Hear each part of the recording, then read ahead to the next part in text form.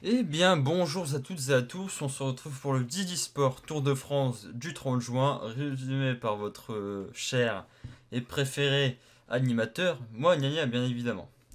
Bonjour à tous. Donc le résumé du 30 juin.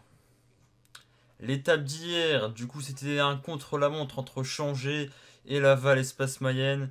Un contre-la-montre tout simplement de plaine, hein, il n'y avait pas de difficulté particulière. Donc voilà.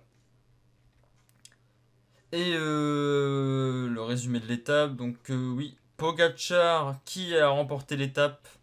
D'ailleurs, je vais peut-être oublier d'enlever la flèche, je suis désolé, enfin de toute façon ça change rien. Pogacar du coup qui remporte l'étape, mais ouais, en s'imposant en 32 minutes et 32 minutes pile tout simplement. Et Mathieu Van Der Poel qui garde son maillot jaune quand même, qui a réussi à le garder, donc très belle performance du néerlandais. On rappelle petit-fils de Raymond Poulidor, hein, si jamais vous ne le savez pas. Voilà, donc pour le résumé. Classement de l'étape, Tadej Pogacar, du coup, oui, premier comme je vous l'ai dit. Donc voilà, Pogacar, 32 minutes pile. Donc Stéphane Kung, deuxième.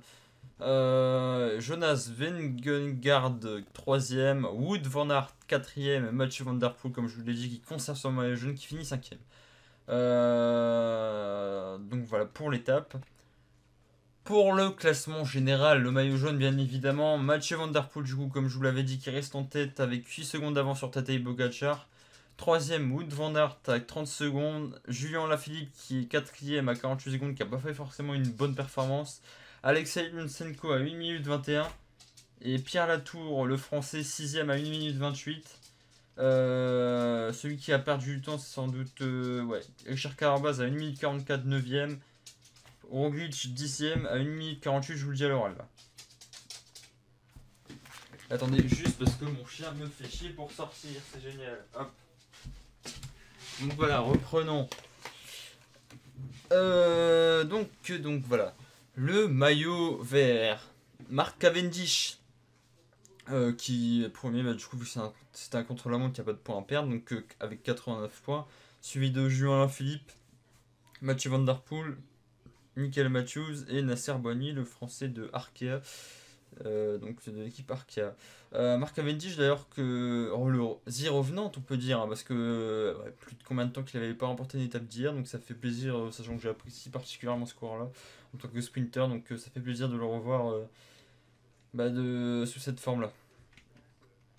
Le maillot à poids ça change toujours pas non plus. Id Schelling toujours devant, donc le coureur de l'équipe Bora, donc qui reste avec 5 points, et bon ça va changer en fin de semaine avec les étapes de montagne.